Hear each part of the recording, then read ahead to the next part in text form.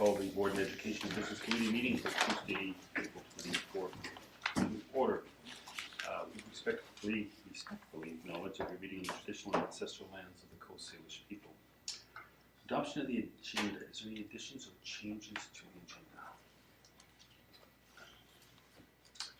Trustee, did you not want to add something? Oh, that's what that meant. Somewhere like under policy? Under policy, yes. We've had a couple of tragedies in Canada Don't lately. explain it, just give the title right I just need to give it a title. Policy now. Acknowledgements of losses across. Thank you very much. Just what Rob said. In terms of minutes of silence, when Yes. we have an incident as we had in Toronto or Saskatchewan. It's I don't think we have a protocol for that at this table. Or any objections to adding that to the agenda for discussion at the end? Okay. Trustee Kaufman with the agenda as amended, and Trustee Smith seconding. All those in favor? Opposed? Motion carried. Adoption of the minutes for March 27th. Trustee Doman, Trustee Salisbury, all those in favor? Opposed? Motion carried. And for the minutes of April 10th, special Board and Education Business Committee. Trustee DeGroot and Trustee Thorne, all those in favor? Opposed? Motion carried.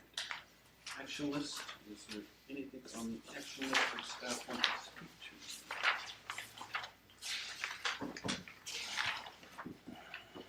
to? In progress, succession. That's a good phrase for succession. In progress. Irony is not lost. Yeah. No questions on staff on that one? No petitions and delegations. No comments about education today. And Mr. Sandquist, I think you're dealing with number 7A, summary of feedback. Right, in the package on page 9 is a summary of the feedback from the public consultation held on April 17th. There were 5 members of the public that attended, and I went through a presentation on the 2018-2019 annual budget, after which time, when it was open to the public, Barbara Stone, who was representing the Cowichan Music Festival, spoke about the benefits of music programs for students in the school district, and that was our one contribution from that meeting. That's it. That's it. That's the report. Moving on to 7B. The next item here is the summary of the annual budget survey. I know we've seen this at the advisory committee, but here it is at the Public Board Education and Business Committee meeting. 348 people responded to the survey, which I think is our best response yet to date. That's a 70% increase over last year's number of participants. I think having the more robust communications to the public and to the parents over the prior years has certainly helped with that. So the survey goes out on Facebook. We have a lot of people that follow us there. You can see that a number of parents, guardians, or grandparents represent about 76%, and staff another 14%, so roughly 90%, because some of those staff could also be parents, guardians, or grandparents. That represents about 90% of our survey respondents. So we asked some questions around early years investments. There was quite a bit of agreement here, either strongly agreed or agreed. 31.74%, 39.22%. So when we get to the budget, next budget proposal, you will see something around early years investment being proposed by staff for board consideration. Under student and employee wellness, that's another area where there's a fair amount of people that strongly agreed or agreed. Again, we have something for board consideration in the budget related to that line item. We have also respondents on communications. People responded either 6.39% strongly agreed that communications has improved, 25.56% agreed. So that's a positive response to the board's investment in further communications, that people are recognizing that they're getting more information and more timely information. And I know that If you follow the Facebook feed, you see a lot more about what's happening in the district than you would if you didn't. So hopefully everybody is tracking that. Programs of choice was another area where the board asked for some information. Certainly heard that parents were in quite a bit of agreement that there should be additional opportunities. You see them listed there under popularity, skills, and trades, which a fair bit is happening through dual credit currently. The nature-based learning was a popular one. That is Mill Bay Elementary will be opening with the nature-based curriculum, so that one's going to be supported by the board. Parents were interested in schools that focused on technology, fine arts, French immersion. There's a list of other there, international baccalaureate. You can see the percentages of respondents that supported those areas. And there were some other areas for consideration. Now remember that when Katie put together this briefing note, she had to go through 348 responses to come to some themes, which isn't easy to do. But I believe that the trustees have available to them the complete survey responses, but you can certainly see there were other areas there where parents had, were talking about, or not parents, but respondents were talking about things that were of concern to them or of interest to them in the budget.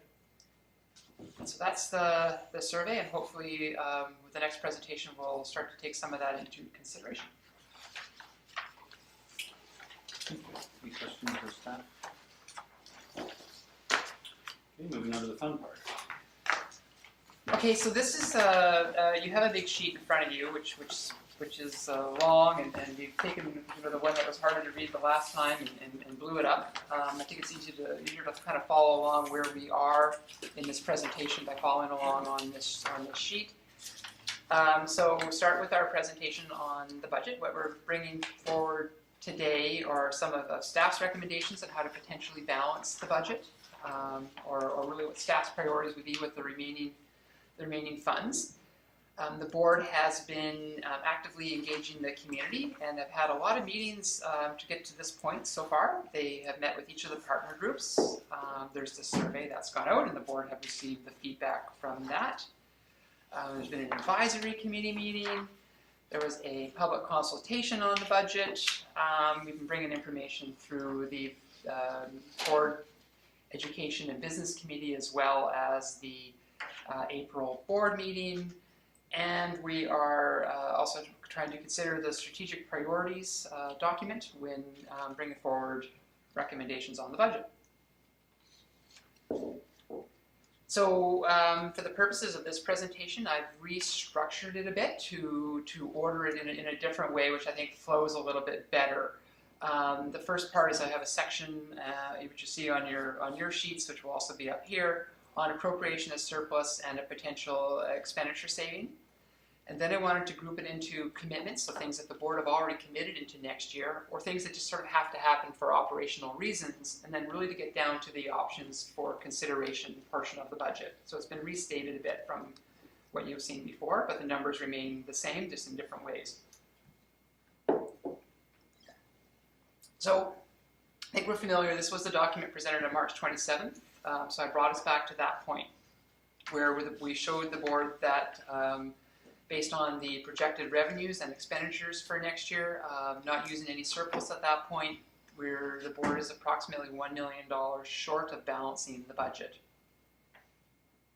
And then we'll start to walk through this the way it's been reorganized. So we've talked about the potential of bringing in $1.7 million of surplus from 17-18. The last surplus projection was just over $1.4 million from this year, added to about 1.3 of last year's surplus means that we're expecting about 2.7 at the end of the year. We don't have there's no crystal ball to guarantee that, but all the information we have today is telling us that we should have that surplus. So we're suggesting that you could bring in 1.7 million of that, still leaving about 1.3% or $1 million of surplus for contingency, which is consistent with the board's contingency policy, which is to have a surplus between 1 and 3%, so about 1.3%. We've looked at our teacher salaries, and this is always an interesting one. When we're budgeting, we take everybody that we know in the amended budget and we roll them over to the next year, and we increment their salaries. So we those that are moving up that haven't reached the top of their experience band, and we add the wage increases, but something that usually happens is that, and we always typically bring in a budget line item for this, is people go off during the year, and there are now about 480 FTE teachers, probably 600 bodies, and when they go off if they go off somewhere in the year, retire early, or they are off for illness, they're typically replaced with a less expensive teacher. So we end up with some savings as we move through the year, just because our staff transition and the younger teachers come off the TTOC list at some point, and we typically have a little bit of savings. So we felt that we were comfortable in suggesting that we make a reduction to the average teacher salary of $100,000 for that reason. So that brings us to a new sort of starting point where could be before we bring in the commitments that have already been made, $765,000 ahead, positive. So some things that have happened. Mill Bay Elementary Nature School. Don't know really what the name will be. I'm using that name. That's Jason's name for the purposes of the presentation. And I put a net figure here.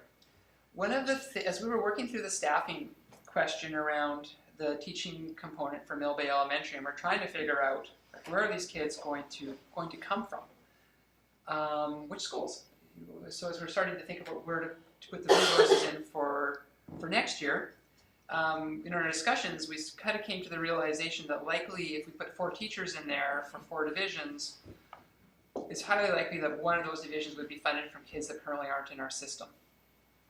So by that I mean they're likely that 14 students that aren't School District 79 students from that area will come into the school district because there's been offered a choice that wasn't there before.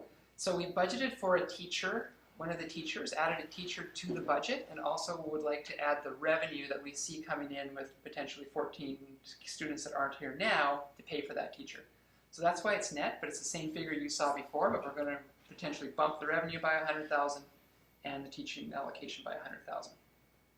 So can I ask, where did 14 kids Come from? and not 15? Oh, Or it 13 or- only takes 14 to pay for the teacher. Oh. And it's simple More than enough. that We is thought it might be more. It very much could be more, but we needed at a minimum. We thought we'd be comfortable bringing in 14 students worth of revenue as newbies to the district. Okay. So that's an assumption we've made as a way to pay for one of the teachers at the school. Next line, we talked about having a regular maintenance vehicle replacement line item and how that wasn't really an option in order to ensure that our fleet is up to date. And we also brought in a line item that we showed you before for equipment replacement and furniture. Again, growth of the school district and needing to replace, I think through meetings that the board has had to this point, they've heard about equipment in the district that's older and needs to be replaced, as well as furniture. And then the last item was another commitment that had been made here around principal and vice principal exempt wage increases. So one of the items that we thought, actually we'll have in a revised presentation, is we thought that this was a section where we wanted the line item for reconciliation as well. We know the board wanted to commit to that program, but we don't really know what a dollar value is yet or what that means, or if it even has a dollar value. But we thought that it should fall under the commitment. So before we publish this, we'll move that item up to this area. But right now we still don't have a dollar value with it. But for presentation purposes, I think it is a commitment, and it is one of the priorities of the strategic priorities of the board. So starting after all those other commitments, we ended up with $261,000 remaining. So here's what staff would be suggesting. So can I just go back? Sorry. Yeah. So we're going to get a plan for the 50,000, but that equipment plan, that's just not a one-off 75,000. It needs to stay. It needs to stay year after year. Yeah. Okay. It needs to be embedded now. So if a teacher or staff member asks us, how long before my classroom gets a new set of desks? I don't know what 75,000 buys us, but is this a 10-year plan, the replacement plan? Is it a 5-year plan? Is it? Well, I think it's more than that.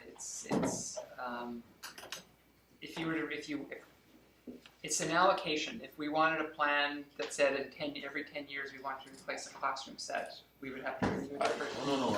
You don't have to do it every 10 years. We just got 7-year-old equipment that's got to be replaced sometime in the next year. Yeah.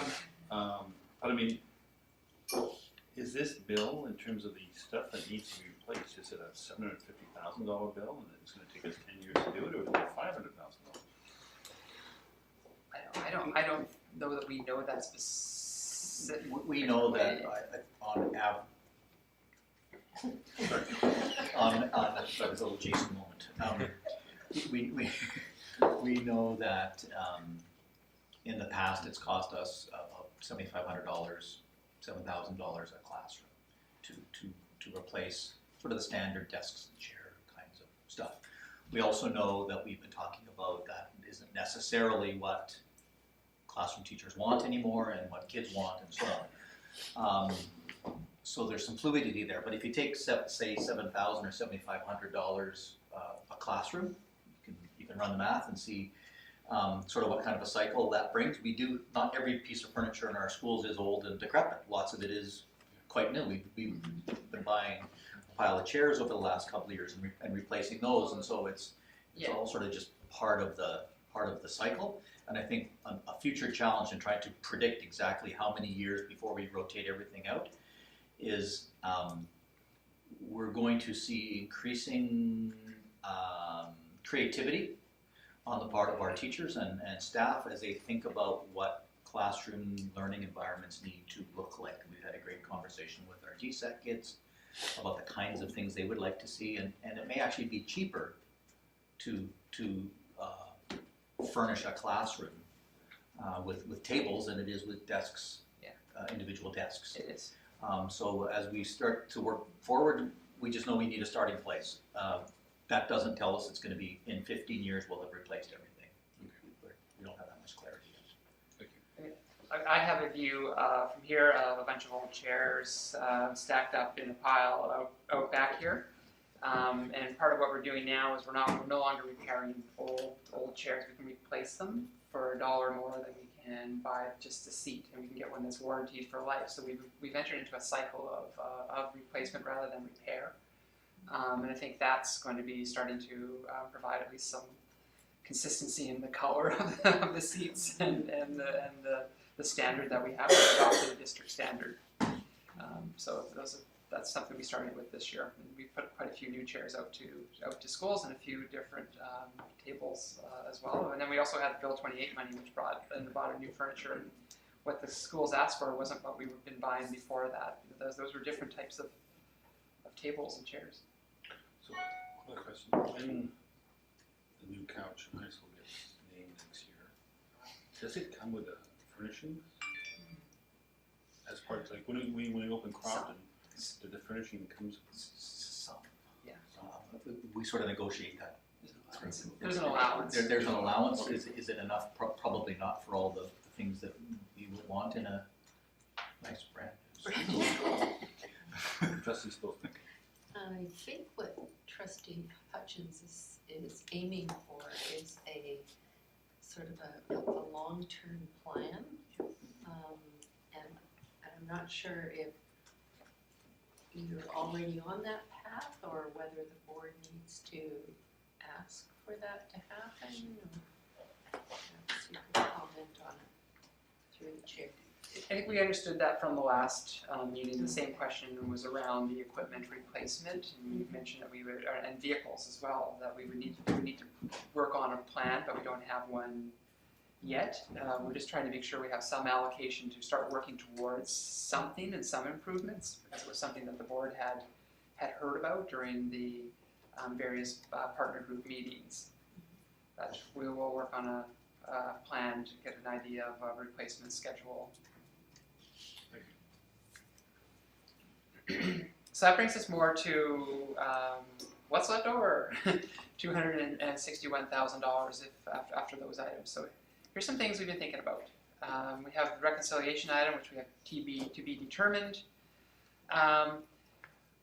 Which again will move from this list into the district priority list. Yeah, I think we brought forward the exempt staff principal, vice principal salary model transition. As the board knows that the principals group and most of the exempt staff group are at the bottom level of their compensation band, and that's not at the decision of the board. That's just the provincial decision. it's we expected this year, that there would be release on that, and it was minimal, and you reflected that in the budget that you saw earlier. But it is possible that will come off, and we think that the board should be prepared to be able to make a decision if it does come off, and if it doesn't, then that money goes back into contingency. But we think it's prudent to budget for something that has a high likelihood of occurring in the year. So that's 50% of the amount. We're sort of hedging that decision wouldn't come on July 1st, and we're not hearing provincially any buzz that it's imminent. So we have budgeted as if that there was a potential option for the board on January 1st. You've yet to receive the trustee compensation review, but I have built a budget that reflects the outcome of that citizens committee, and that will be presented to the board at a later time. Trustee professional development. Before this, we originally had this at $1,500. We've looked at what the principal vice principal group received and have realized they received $1,100, and still the board's decision, but we're recommending a parallel amount of $1,100 a trustee. Wellness and absence management. We've gone from a cost item to a negative or no cost item. Our belief is that a successful wellness and absence management program will pay for itself. And most of the evidence around the province is that it does, around the wellness programs and starting to track some of the data patterns. So what we've done on the sheet that you have ahead in front of you here is have an amount, but we've taken it out of the sick leave replacement budget, so it becomes a cost neutral item. We believe that's a very distinct possibility. And so the next item is the same way around the International Student Homestay Manager. We already have the revenues, so we're bringing them into revenue, recommending that we go with a 0.5 FTE to accommodate the increased workload due to the numbers in the program. We're just over capacity for the two individuals there, so net zero. On our technology plan, we have $260,000, and there was a lot of asks on the list. So what we were recommending is a $50,000 boost to the tech plan, more so around the teacher units than the student units. On the student devices, we realize we're at the end of our tech plan, and to make a big investment now before having the new tech plan may not be wise, because we were hearing from certainly at DSAC that kids had different ideas of what they thought they wanted to use and need to be brought into the process as we start to think about the development of the next cycle of the technology plan. So that's what we're recommending is a smaller amount there. Under early years support, we've given you a new note because the one we had before was blank, and certainly Rod speak to this one. But what we're recommending is $60,000, which represents two, more community outreach employees who would likely fall something similar to an ECE criteria, if I understand correctly. To begin that engagement at Alexander and Coheman Elementary Schools with families. Well said. It's definitely an outreach program. It's in addition to the Strong Starts that are happening, but is actively out in community, working with families, working in homes. What we've learned from the Malahat folks and from Cowichan is that we really need that outreach to find those young people earlier. Build trust with the families, get them used to coming into the buildings and so on, and an opportunity to build relationships between the adults and also to focus on some of the skill building with some of those young people. Trustee Smith.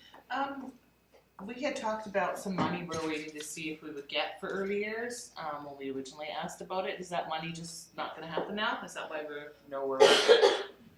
Continue to wait. But maybe what we're suggesting, we probably can't wait. We just need to start.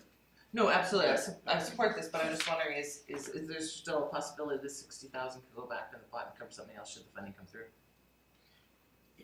depending on the strings attached to the funding, yes. Exactly. And follow-up question, that when do we hope to hear that news? No, it was just part of the provincial budget announcement, and it has had no follow-up as to what it actually means. It's been quiet. Trustee Croft? Again, I'm certainly in favor, but I'm just wondering what kind of expenses are associated with the 60,000 line items? It's Two staff members. Two staff members, two part-time staff members. We rounded it, but it's Yep. really close to the dollar amount. So, we don't have much discretionary spending here. We're kind of left out Well, 1/3 of our wish list we're here. gonna talk about some of those other items as we go through. On the blank. Reading ahead. Oh. I have some Well, responses. because my question is that, I was hoping to see, if we had some money for, we've sort of a committee, but it's basically be the committee of people from this organization, and we really need to be able to spread those wings and somehow get a community behind the early years, and not just an educational initiative. And so, I was hoping to see some, whether it's advocacy or communication money assigned to that. So where do we, if the board was interested in that, the committee hasn't made a recommendation to do that, but where do we find $20,000 to make sure that there's some money in the pot if there is an opportunity for engaging the greater community? Well, can you wait till, can we ask that at the end of this? Sure. So we were at the end of it. Not quite there. Well, my sheet shows nothing. just a second. We believe that there's a very strong case that the additional work we have in payroll and HR, which was why we were asking for an additional position, is tied to the restoration of the teacher collective agreement language. We're paying more individuals, we're hiring more individuals, we have more education assistants, we have more teachers, and we think we can make an application for that position through our overhead component. We're going to do that, and we're going to find out by May. We know that this position is really needed for us to function, but we think we can make a strong case for it to come out of another pot of money, and we want to do that first before making a recommendation to have that in the operating budget. That's under small school liability. Right now, we do supplement admin time and teacher time at our small schools, and in particular teacher time at our small secondary schools. What we were looking at was around additional clerical time in our initial kind of view. We think before doing that, we should be looking at the changes in all of our school sizes and not doing that sort of one-off, making a decision on one school alone to have a clerical adjustment without doing a review of the system. So that's something that we would like to do before bringing any sort of recommendation back and have a little bit more accurate analysis of what's out there currently, and it may not necessarily mean that it may just mean a bit of a balancing rather than a cost if once we have some more data collected. So we're not ready to do anything there, but we did have it originally in our discussion. So is that trades from capital to operating? We're always wanting to bring tradespeople back from capital to operating, and we know we're going to need to, but this year you opened Mill Bay, and we think that will help with a lot of the capital expenditure, funding the individuals who are currently in capital that we know isn't sustainable, but there is a lot of capital work under the restoration of that school for a year, so we think we kind of need the body here. And 21st century learning environment, again, one of those great ones you'd like to put a line item in for, but we're talking about a fixed amount of resources. Certainly if the surplus comes in greater than anticipated for this year, the board can always make a decision on one-time expenditures that aren't structural, and I think for the balance of these items, that's something to be considering, is that you could decide if the surplus is greater than $1.4 million, if that's an area you wish to invest in, and when it's one time, it doesn't become a structural item that you have to find the year after, the year after, the year after. And that will also be partly addressed through the furniture Correct, so it's $75,000. pieces that's up front. Communications plan. Unfortunately, it didn't make the list for out of the funding that was available to support the website overhaul. again, that could be a one-time cost where the board, upon having surplus, decide to contract that service out rather than having somebody continuing on the budget and make that investment. But we would need to see what the surplus is, and so that's something that could be revisited again. But we weren't able to find sufficient funding in what was remaining. And remember, we're still balancing on $1.7 million of surplus. To go deeper than that is really starting to have a budget that's going to be tricky the next year to balance because you're going to have unsustainable service levels. Trustee Smith? That one's a hard one for me to let go of because I know that the benefits to it with the with the Learning Commons and going through the meetings and talking about how much it'll benefit everybody. This wasn't just a website. This was more than that. And so it really bums me out. And I know that we have the option, but it's not a one-off really because we still need somebody to continue forward on the website. We still need staffing. It wouldn't be a one-off. So this is the one that really bums me because of the benefit it could have given staff and teachers and it just bums me out a wee bit that it's not in the list. Well, I think all of us. I mean, everything on the list is valuable, and we didn't put anything up there that we didn't think was important. No, I'm not saying. And I know that, but I mean, I think collectively, it's a matter of having the resources to match the needs and prioritizing. Mr. Allen? Would agree with the Secretary Treasurer on the equal bumness, if that's the correct accounting term. But I think the communications and the Learning Commons, it doesn't mean we're not going to continue to work hard to improve. And it doesn't mean that some significant things can't happen, but it will be far more incremental than if we could take the big giant leap. And I think we all also agree with the need for the giant leap. It's just that I'm not sure we can do that. And I think the same holds with the Learning Commons. There's the fact it doesn't have a dollar item doesn't mean there's not a lot of things we can continue to work on to achieve that. It's just going to be a little bit more of a long and windy road than the superhighway to get there. Rod just spoke to Learning Commons. Sorry. Okay. So then the drum roll. There's 20. Did you like $20,000?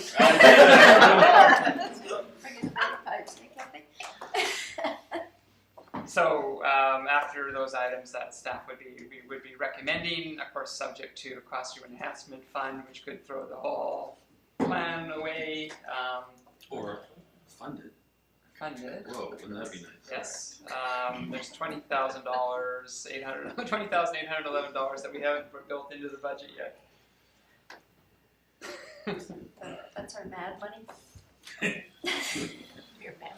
We have some ideas on how it could be spent. This is wow. Not much flexibility in that $80 million, $90 million budget. For sure, and Bill 28 restricts abilities to do some of the things that boards in the past have done, and we just recognize that and move past. But what I think is important to remember, what Jason said is, if things come out differently, if stars align and we see money becoming available, many of these things at the last part of that list, they could start in September or November, or like they're not necessarily tied to a school year. They could, when there's money available, board could say, okay, we've got a little bit of freeboard here. We think $100,000 on the communication plan would be well spent, and those are decisions that can be put off a bit until we have clearer picture of our position. Doesn't mean they're not important. It just means that unlike staffing and things that have to sort of get in place as you run up to the year, Mill Bay has to be ready to go in September. We can't move the timeline. So I know that there's a whole pile of what ifs out there still, because what if we don't get all the money we want? What if the HR position doesn't get? I know there's still a ton of what ifs. At what point can we start talking about, what we would like to see, on a list, like we did that one year, Trustee Hutchins, I believe you moved a motion where if we had X amount of dollars, we could go forward with this, and of course that happened. At what point in this process can we do that and start having conversations at the table about what we think a priority might be? I mean, I'm looking at that 20,800, and all sorts of stuff's running through my head right now. I'm just wondering, when can we start doing that process? Well, I think when we are bringing the recommended budget to, when the BEBC receives the budget, it's time to send it to the board. That's the time for BEBC to send a recommendation to the board that you want to be considering certain items if there's surplus available. So will the Phillips, right? Yes, sir. That's my thought. Kind of left me hanging there. So that's not this meeting, it'll be a future BEBC meeting? Oh, sorry. I guess what we don't have is we don't have a meeting schedule because we don't have a date. Move to the next slide. Oh, I'm not even reading ahead, I didn't know. So, one of the things that I mentioned here in the last bullet is that the budget for the Classroom Enhancement Fund is a special purpose fund, and we'll be presenting that once we receive receipt of confirmation of funding, which is sometime in May. We don't know. All we know is sometime in May. We don't have a date. We know it's Could going to be happen. May 31st, it could be May 15th, sometime. Correct. We will submit after this weekend what we believe that Classroom Enhancement Fund request to be.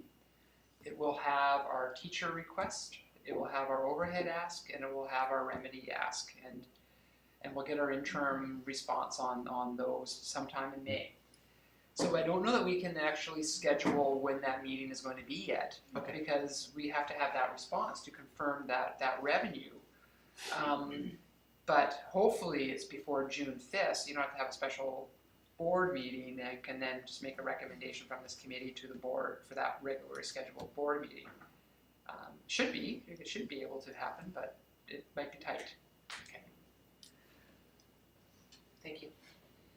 I think too, as we get into that discussion, whenever that happens, into that discussion, I think it, there's some things that if you can't do them well, there's no point in doing them. And so it may not be necessarily a matter of our first priority, if we're going to put any extra dollars into I don't know, communications plan, I'll pick one. Because you need a big enough chunk to make it meaningful, whereas that $50,000 might be well placed in here, but it doesn't make sense.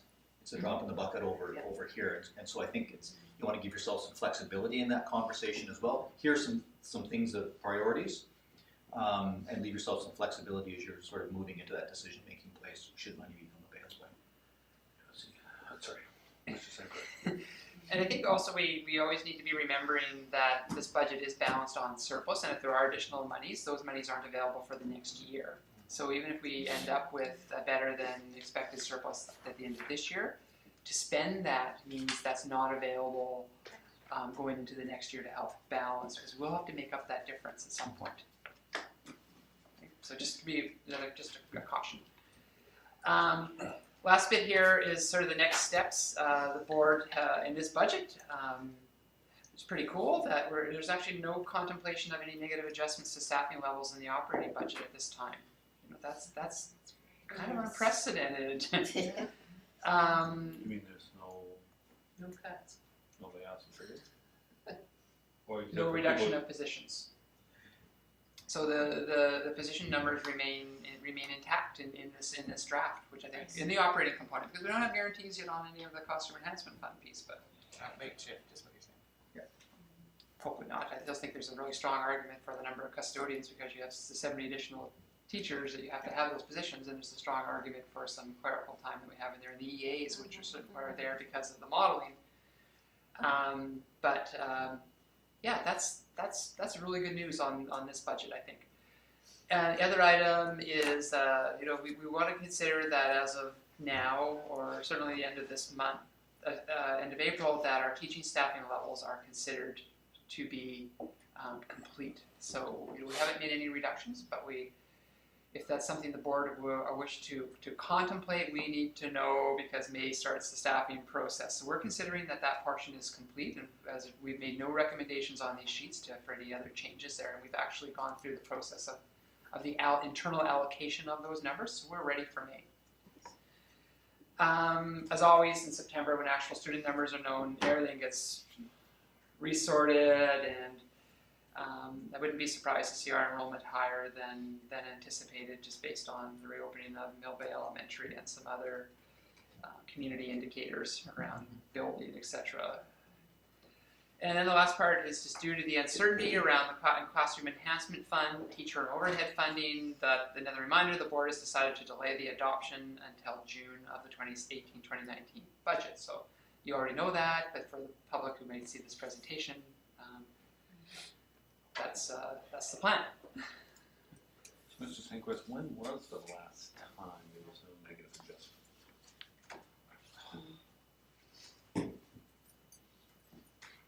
93, 94? Before my time. Yeah. Before my time. I don't know.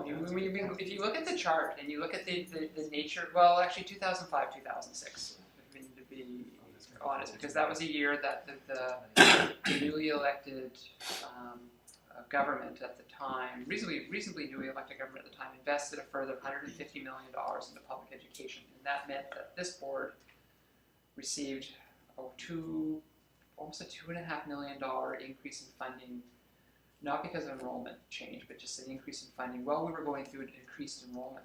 So the revenue went up and the enrollment went down, and there was a time that districts got really excited because they were able to have a wish list like what we have here, but actually be able to do them. But it proved not to be entirely sustainable as the next year. Well, the next year, the teachers' increase wasn't funded. The year after that, the teachers' increase wasn't funded because you kind of got it up front in the year following the election. So I think that's the last time I would really remember a really positive budget where everybody left and went, wow, we all got something off the wish list. That's really great. It's the first sustainable one. Yeah, it wasn't really sustainable in the long term, but the boards had fun. Any other questions of Mr. Sanquist? Okay, so we're all going to do the crane over May month, and hopefully we'll come our way. Policy. Sorry, Mr. Sanquist. Could we just take a moment to thank Jason and his team and District Rod and his team for an amazing amount of work that goes into presenting a budget that is obviously well debated and lots of reflection. But it's not an easy piece of work, so I just like to make sure they know we appreciate it. Thank you for that acknowledgement. 8, we have a new item, policy. We don't have a policy. We don't have a policy. April's been a particularly bad month for tragedies in Canada, including we lost an RCMP member to an accident in April as well. And then there was the Humboldt team and the heinous act in Toronto just yesterday. And I thought it might be a good idea to have a policy around when we might recognize those kinds of things when they happen, with perhaps a moment of silence in the meeting or something like that. Lowering the flags, Mr. Sanquist. There's an administrative procedure in Leroy Sloan's package for the staff consideration over the next, well, it's going to be Thursday and Friday. I've read ahead in the package. I know there's one there that staff will be talking about, which talks about scenarios related to tragedies and district response and when the flag is raised dropped. And so there is something in development by our policy consultant on that topic. Mm-hmm.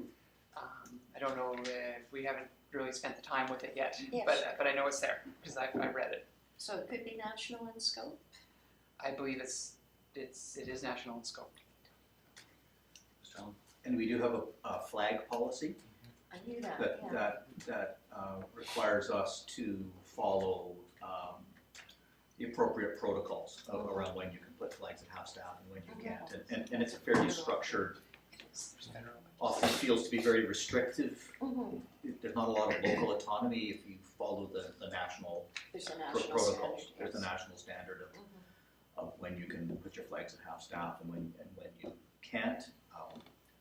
So I think we need to think about that while we're also contemplating what Mr. Sloan has for us as well. I think it's parallel.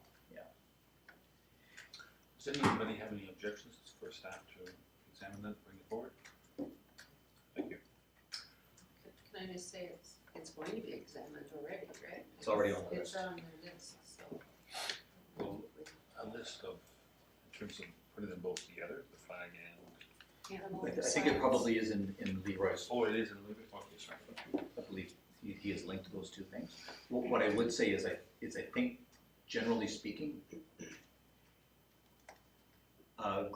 districts find that to be unsatisfying. The restrictive nature of when you can and can't put your flags at half-staff, it will feel very restrictive. Mhm. But that's what the rules are. But we can change that. Board can decide what the board wants to do, correct? So So, we'll look at what Leroy has and then bring that forward for a conversation. trustee Smith? Just out of curiosity, does, what is the rules around the provincial flag? Tends to be, it's the national flag that shows the mourning and loss and so on. What do I know about Because the we have the provincial? provincial flag in our office, so I'm just curious. Yep, it generally can't be any higher than the federal flag, you know, those No, kinds of but is things. there But any in restricted terms of rule? restricting the half-mast, I don't know. Okay, I was just curious. So the town and the regional district, we have usually three flags, we have a city flag and a provincial Canada flag, and they would all lower. And also at the cenotaph, we have all the military flags, and they also we lower those. So when, with the Humboldt incident, all our flags were put at half-mast for 7 days. And there was an issuance saying that was okay to do if people chose to do that. It was not just schools, but any organization could choose to put their flags at half-mast for the Humboldt piece, if they chose to do it. Trustee Croft? If the trustees are interested, the federal policy is online. If you just Google it, it's all there. The last time I researched it, I couldn't find the provincial policy that was to follow the federal flag. And there wasn't much there, but it could be changed by now. So, but in particular today, I was speaking about an opportunity to recognize it at a trustee or at public meetings and to speak to it.